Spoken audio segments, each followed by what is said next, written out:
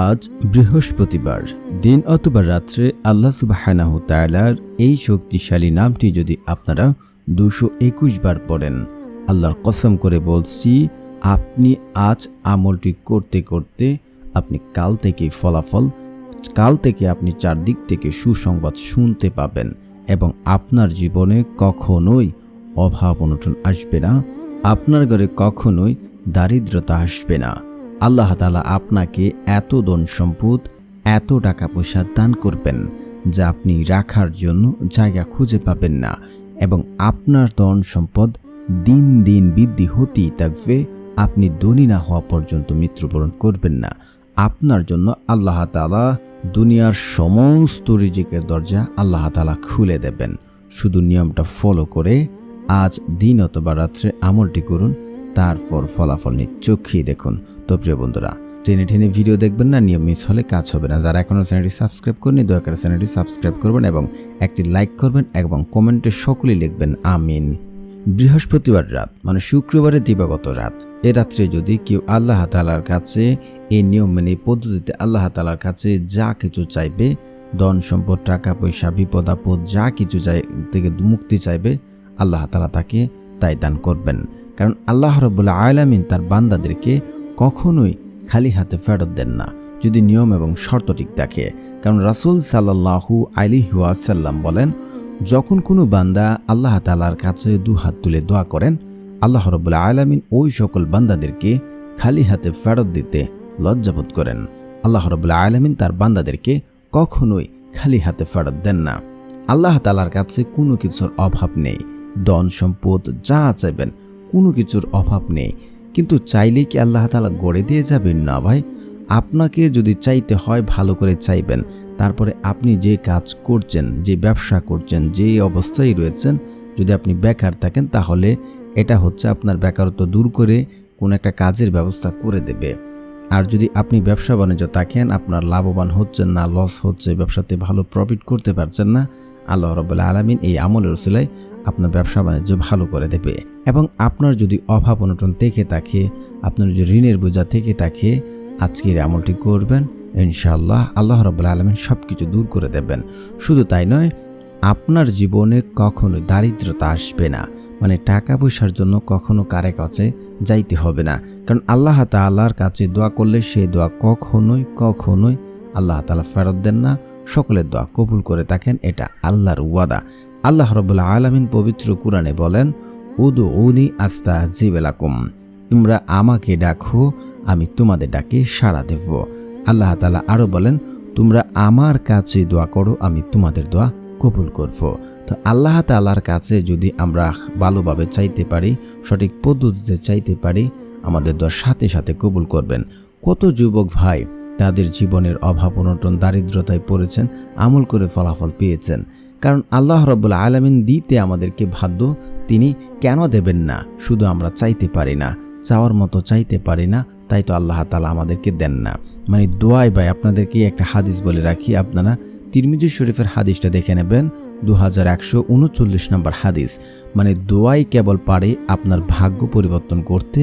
মানে আপনার ভাগ্য, মানে আপনি বেকারত্ব আছেন, আপনার অভাব অনটন দূর হচ্ছে না, আপনি চাকরি পাচ্ছেন না, বিদেশে যেতে পারছেন না, দুনিয়াতে কঠিন বিপদে পড়ে গেছেন, মানে যে সমস্যায় থাকেন না কেন, মানে ভাগ্যটা যেন কোনোভাবেই ঘুরছে না, চারদিক থেকে আপনাকে অন্ধকার ঘিরে রেখেছে, চারদিক থেকে শুধু সমস্যা, কোনোভাবেই যেন আপনি ইনকাম করেও অভাব দূর করতে পারছেন না, বেকারত্ব রয়েছেন, চেষ্টা করছেন, কোনো কিছু করতে পারছেন না, ভাগ্যই পরিবর্তন হচ্ছে না আপনার।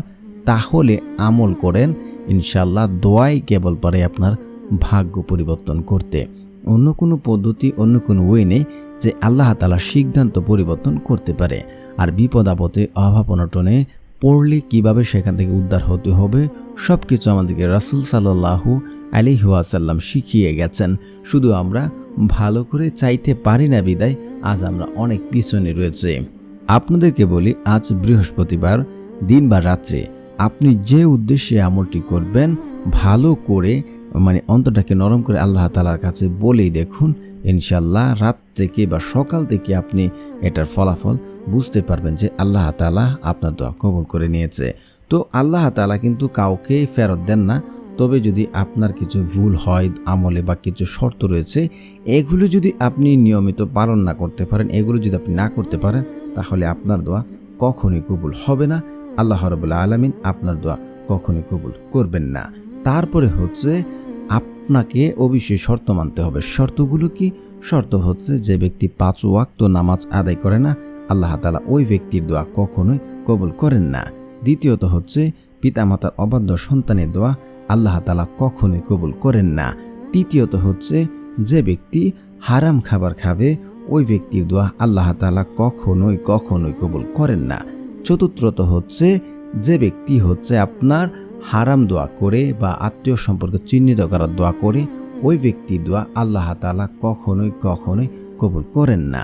5 নাম্বার হচ্ছে, এটা খুবই ইম্পর্টেন্ট, তা হচ্ছে আপনি তাড়াহুড়া করা।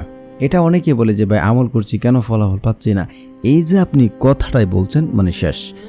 একটি হাদিস এমন আছে, বান্দার দোয়া ততক্ষণ পর্যন্ত কবুল হয় যতক্ষণ পর্যন্ত সে বলে যে আমার দোয়া কবুল করা হলো না। আপনি এই কথা বলেছেন মানে শেষ। মানে আমি তো বললাম আপনি শর্ত এবং নিয়ম যদি মেনে থাকেন তাহলে আপনার দোয়া কবুল হয়েছে। তো নিয়মের মাঝে তো এটা রয়েছে। আপনি তো কমেন্টসে বলছেন, বারে বলছেন যে আমার দোয়া কবুল হচ্ছে না, আমি দোয়া করেছি ফলাফল পাচ্ছি না।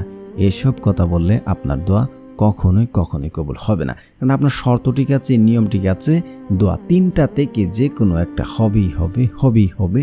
হাদিস দ্বারা প্রমাণিত রয়েছে। 1, আপনি আল্লাহ তাআলার কাছে যা চাচ্ছেন, টাকা পয়সা ধন সম্পদ যা চাচ্ছেন এভরিথিং, আল্লাহ রাব্বুল আলামিন সাথে আপনাকে তা দিয়ে দেবেন। নয়তোবা আপনার জীবনে এর চেয়ে বড় কোনো সমস্যা হতো, মানে আপনি বিপদ আপদে পড়তেন, বড় কোনো সমস্যা হতো, বড় কোনো অ্যাক্সিডেন্ট হতো, আপনি যা চাচ্ছেন তার চেয়ে বড় কোনো সমস্যা, এই সমস্যাগুলো আল্লাহ রাব্বুল আলামিন এই দোয়ার ওসিলাতে দূর করে দেন।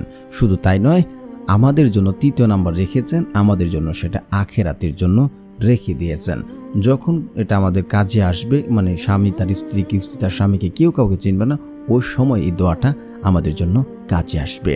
তাই দোয়া কখনো বিফলে যায় না যদি শর্ত এবং নিয়ম মেনে থাকেন। তো আপনি কিভাবে বুঝবেন যে আপনার দোয়া কবুল হয়েছে না? আপনাকে দোয়া করেছেন, নিজে সিউরিটি নেবেন যে ইনশাআল্লাহ দোয়া কবুল হয়েছে, মানে দোয়া কবুল হবে। আপনাকে বিশ্বাস রাখতে হবে। তারপরে হচ্ছে আজকের এই আমলটি আপনারা কিভাবে করবেন। আমলটি করার জন্য সর্বপ্রথম আপনারা দিন বা রাত্রে করলে আপনাকে একটি কাজ বেশি করতে হবে, আর দিনে করলে কোনো সমস্যা নেই, রাত্রে করলে একটা কাজ বেশি করে করতে হবে। রাত্রে করলে একটা কাজ বেশি কি, আপনাকে 2 রাকাত নফল নামাজ পড়তে হবে, জাস্ট এতটুকুই। আর দিনে এবং রাত্রে একই নিয়ম। তো আপনারা উজু করে এসে 2 রাকাত নামাজ পড়ে নেবেন।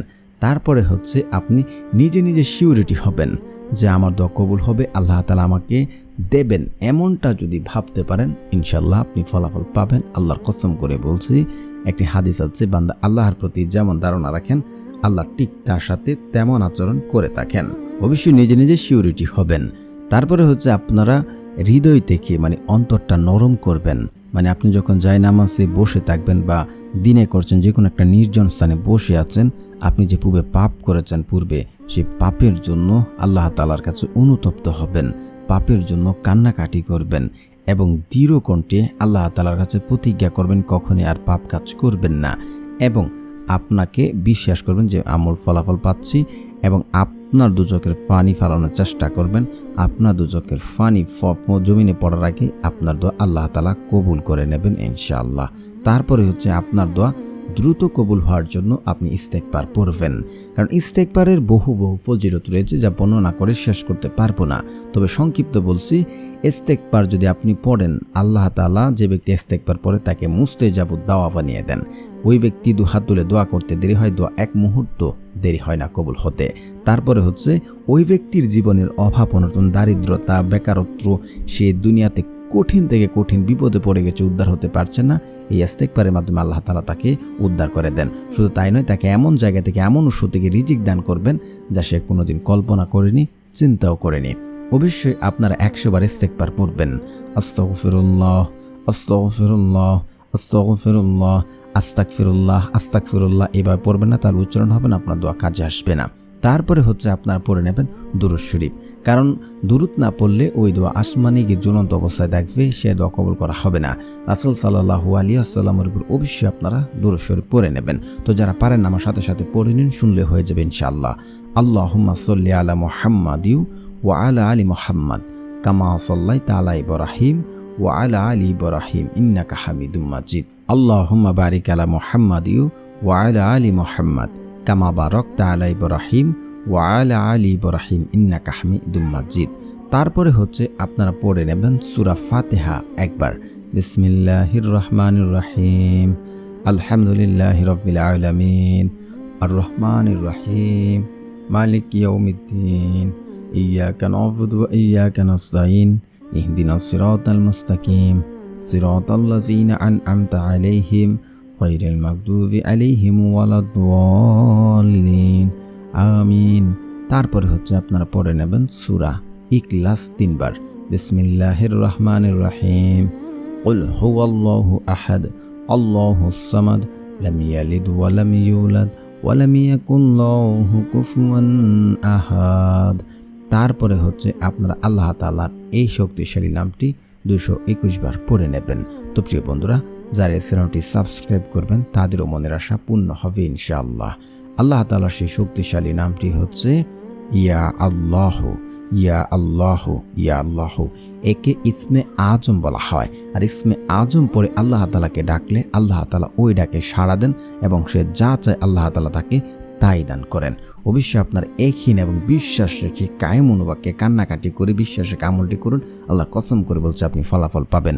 এবং প্রিয় বন্ধুরা, যারা আজকে এই আমলটি করতে যাচ্ছেন অবশ্যই আপনার কমেন্টে আমিন লিখবেন এবং আপনার মনের আশাটুকু লিখে যাবেন। আর সকলেই আমিন বলবেন, ইনশাআল্লাহ আল্লাহ তাআলা মনের আশা পূর্ণ করবে। আমিন, আমিন, আমিন।